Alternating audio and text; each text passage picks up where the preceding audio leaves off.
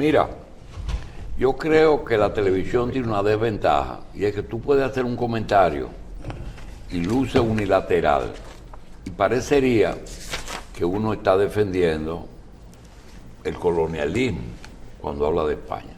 Sí, ningún colonialismo es digno de ser defendido. Ninguno.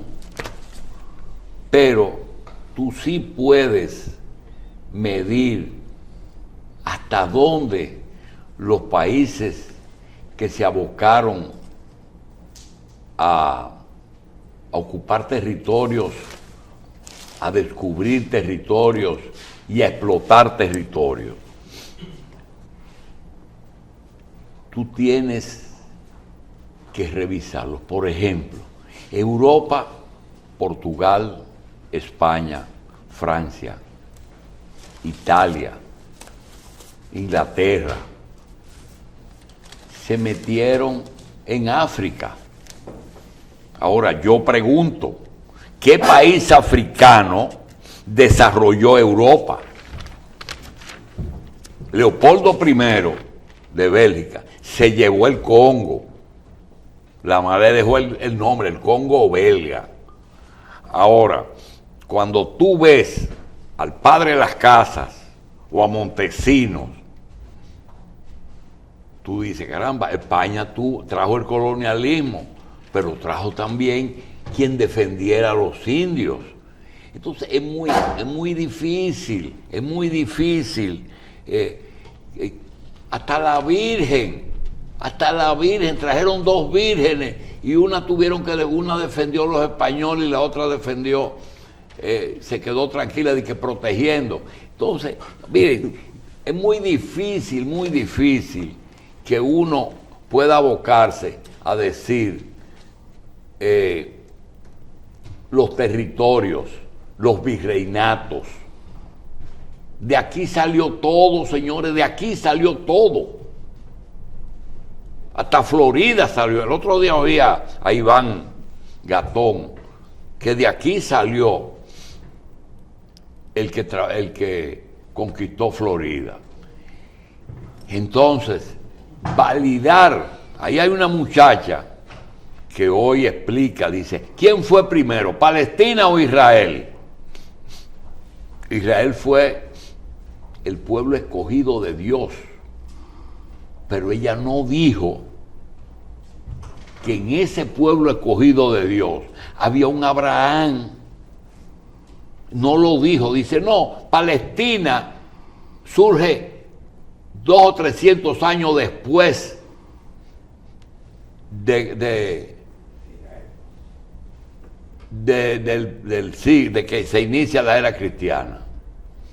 Y quiere decir tal cosa. No, el problema es que el pueblo de Dios, Israel, comenzó con los dos pueblos, porque Abraham es el papá de los dos. De Ismael e Isaac.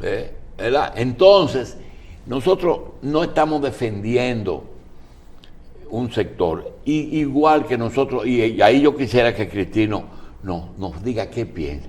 ¿Y ustedes creen que por más obsesivos que quieran ser la gente de Hamas y de Hezbollah, que seguro se suman ahorita, y esa gente van a ser tan brillantes como para engañar a los reyes de la inteligencia en el mundo? Ellos están vendiendo inteligencia. Y se engañaron a los judíos. No, yo creo que hemos iniciado un proceso que todavía no ha surgido todo. Porque no es verdad, no me cabe en la cabeza que esta gente, en medio de esa guerra de Ucrania, se metan ahora a agredir a Israel. Una cosa que ya lo que estábamos esperando es que se pongan de acuerdo. Y vamos a pasarnos toda la vida peleando judíos y árabes. Toda la vida nos vamos a pasar en eso. Porque Dios me dejó eso a mí y porque tú te metiste ahí si no te tocaba. Doctor, ¿puede alguna mano mover esa cuna? ¿Puede alguna mano estar moviendo a Hamás? Oh, pero desde luego que sí. No hay pruebas, lo dicen hasta los propios norteamericanos, pero con toda probabilidad ahí están las manos de Irán. Y probablemente también esté la influencia de Rusia. Dicen que no se puede descartar que el grupo Hamás haya sido entrenado por los wagneristas, por el grupo Wagner, aquel... Sí, el del problema. sí, que lideró Prigozhin. Pero eso también está metido con los árabes, no era con... No, con porque ellos africanos. están en Siria. Ellos están en Siria. Jugaron ahí un una papel cosa, importante. Y si había tanta presencia judía en Rusia, porque hay muchos judíos rusos. Mucho, pero muchísimo. ¿cómo fue? Hay un partido político. ¿Cómo fue que consiguió Rusia que a Siria la respetaran y la dejaran quieta, el ISIS? No, ellos se metieron ahí. Ellos se metieron porque tenían sus relaciones con Bashar al-Assad y la única base militar que tenía Rusia fuera de su territorio estaba precisamente Siria. ahí en Siria.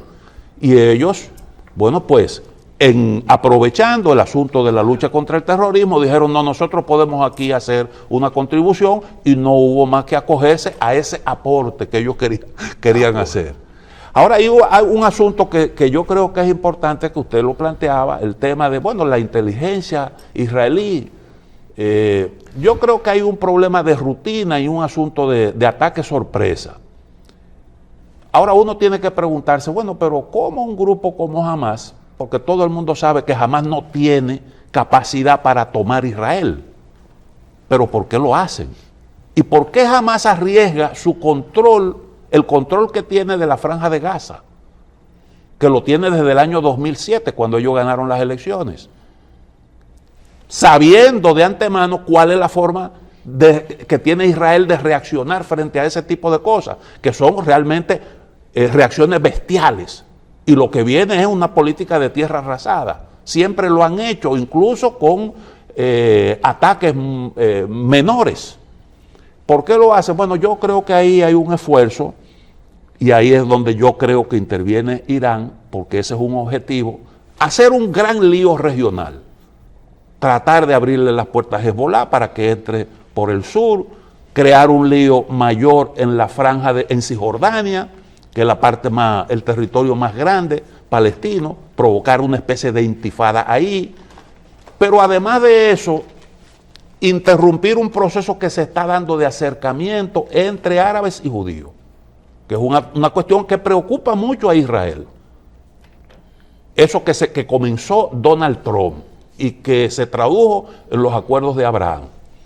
Eso estaba caminando y los países árabes ni siquiera estaban condicionando la normalización de las relaciones con Israel, porque quien lidera ese proceso es Arabia Saudita, y Arabia Saudita está en un proceso de modernización de su economía, está transformando el país con el objetivo de disminuir la dependencia del petróleo. Y ese proyecto que ellos están impulsando, para eso es bueno normalizar las relaciones con Israel, e incluso normalizar las relaciones con Irán, porque ya el problema, ellos tuvieron algunos reveses importantes en la guerra de Yemen. Y entonces ese es otro factor que yo creo que ha motivado al grupo Hamás a realizar esa incursión. Además, recuerde que lo que estamos viendo es que la guerra de Ucrania centra toda la atención. Hay un proceso brutal de asentamiento judío en territorio palestino. Nadie mira para ahí. Los países que antes presionaban un poco a Israel para que le dieran cierta autonomía, por lo menos en los hechos, a los palestinos, eso ha disminuido sustancialmente. Y entonces esas son cosas que los radicales islámicos han tratado de alguna forma de revertir. Crear un conflicto que pueda darle una dimensión distinta a la lucha de los palestinos, que es una lucha justa, porque eso hay que decirlo. Es una lucha justa. Hay un montón de resoluciones que reconocen que Cisjordania, Gaza y el este de Jerusalén son propiedad de los palestinos. una resolución de Naciones Unidas, acuerdo del 49 que le puso fin a la primera guerra que hubo entre árabes y judíos, además de los acuerdos de Oslo, los acuerdos de Madrid, todo eso son acuerdos internacionales. Y lo que estamos viendo ahí, la actitud que ha asumido Occidente, de alguna forma lo evidencia como gente que dice una cosa y hace otra, porque ellos tienen la narrativa de que están luchando por un mundo basado en reglas. Pero ¿cuáles son las reglas? ¿Cuáles son las reglas? No se aplica lo mismo que están pregonando con respecto a Ucrania, no se aplica a los palestinos, porque los palestinos son los dueños de esos territorios y esos territorios están ocupados. ¿Y de qué se acusa a Rusia? De ocupar un territorio ajeno y de violar la integridad territorial de Ucrania. Eso aplica para el caso palestino también. Y entonces yo creo que ahí hay una situación. Naturalmente uno no apoya métodos terroristas. No. ¿Por cómo uno puede apoyar el asesinato de gente inocente? Eso es indefendible. Entonces siguen utilizando para defender una causa justa métodos que son incorrectos, que son condenables. Eso es terrorismo. Eso califica como terrorismo. Yo creo que es legítimo usar las armas cuando usted está defendiendo su territorio, porque eso es autodefensa. Y aquellos 3 casos, por ejemplo, el caso de Argelia, con Ben Bella, y el caso del mismo Israel. Israel hizo terrorismo por su independencia. Sí, claro, y Yasser Arafat también. Ese fue después. Sí. Eso fue después que la tricontinental decidió la independencia se logra con violencia. Pero hay países que han logrado su independencia con terrorismo. En el mundo de hoy, doctor, eso ya es inaceptable. Eso es pasado. Eso es inaceptable. Porque, y déjeme decirle que terrorismo practican no solo los palestinos radicales, los israelíes no se quedan atrás. Cada vez que hay dispara un cohetico por ahí, ellos se meten, disparan contra la propiedad, hablan claro, la población ellos civil. Lo dicen claro, dicen van a pagar esto con creces. Exactamente, y eso es lo que está diciendo Netanyahu. El Caribe. Salgan de ahí, que nosotros vamos a barrer eso.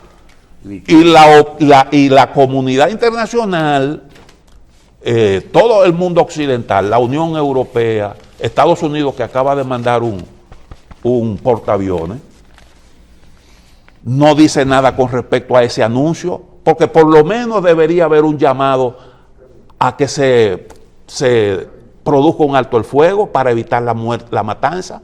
Ah, no, pero el alto al fuego vendrá después que los israelíes metan en cintura a los palestinos. Pero y Palestina no sabía que esto iba a ocurrir. No, pero tú sabes a quién está cargando, es a un niño palestino. Sí, pero hay niños palestinos que han muerto de disparo en el pecho, hecho por francotiradores. Eso es una cosa que no se puede perder. Eso está muy bien documentado. Hay estudios de los abusos que se cometen ahí en la franja de Gaza, en Gaza y en Cisjordania. Y eso es sistemático. Lo que hay ahí es un régimen de apartheid. Es un régimen de apartheid. No, que estamos en guerra, pero Israel siempre ha estado en guerra. Siempre ha estado en guerra contra gente que están reclamando su territorio. Y es ahí en donde está la esencia del problema. Y el Golán es sirio. Es sirio. Sí, es sirio. Eso lo ocupó Israel en el 67, en la Guerra de los 6 días. Porque ese es el problema.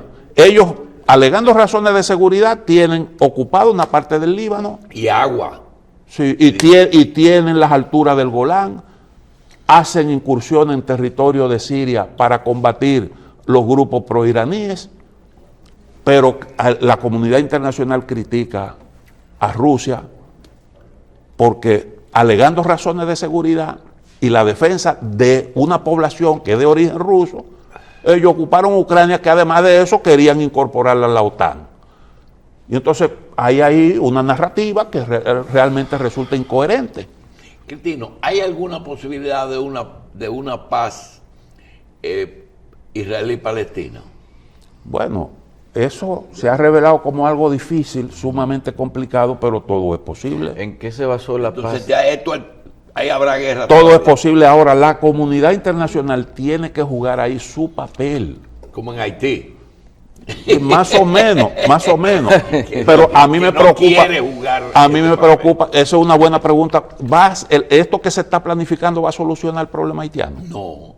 Porque Haití, ¿qué es lo que necesita Haití? Haití necesita muchas cosas para tener estabilidad y para resolver el problema del hambre que hay ahí, la degradación medioambiental, que hay mucha gente que no le presta atención a eso, pero esa es la principal amenaza que tiene la República Dominicana. Además, no es lo mismo donde está Haití que donde está Israel. No, exactamente. ¿Tú crees qué resolución tuvo que emitir Biden para decir estamos llegando? Oye, Ninguna. exactamente. Ninguna. Y de una vez mandaron un portaaviones. Ninguna, eso es porque eso es un problema en primera persona. Sí. Porque los judíos son un poder en Estados Unidos. Claro. No, los judíos son Estados Unidos. Eso es, O exactamente. sea, no es que son un poder, es que son Estados Unidos. Bueno, Eso se está discutiendo hace mucho. Cristino, que ¿Quién cuando manda? hubo la paz, que Jimmy Carter y Arafat se dieron, fue Anwar media, Sadat. que esos acuerdos de Camp David, ¿en qué se basó? Y si es que esos acuerdos no fueron sostenibles para que llegáramos a la situación en Medio Oriente que se está pasando ahora. Bueno, ese fue un paso interesante porque acuérdate que había una rivalidad muy grande entre los estados árabes y el Estado de Israel. Hubo dos guerras Sí. y con ese acuerdo hubo una nación árabe que definitivamente decidió entenderse con Israel. Eso le costó la vida a Anwar el-Sadat, pero ese paso se dio. Y quien sucedió a Sadat fue Hosni Mubarak. ¿Y cómo le pagaron a Hosni Mubarak? Tú lo viste durante la primavera árabe en una jaula, juzgado, siendo juzgado. Sí. Y eso nunca Israel dijo que eso no era una actitud consecuente. Y por eso tú tienes a Egipto hoy con una posición que está inclinándose mucho hacia Rusia. Y tienes a Arabia Saudita a cuyo príncipe lo querían declarar un paria de la humanidad. Sí. Tú tienes un viejo aliado que hoy tiene una alianza con China, que tiene muy buenas relaciones con Rusia, y esos son fenómenos que se dan ahí. Pero en aquel momento ese fue un paso sumamente trascendental que muchos países árabes no asimilaron. Eso fue. Pero era parte de los esfuerzos de Estados Unidos por evitar que los países árabes continuaran modificar la actitud de los árabes con respecto a Israel, que en una ocasión le marcharon 5 países árabes Así es. a todo Israel. Bueno, vamos a hacer una pausa.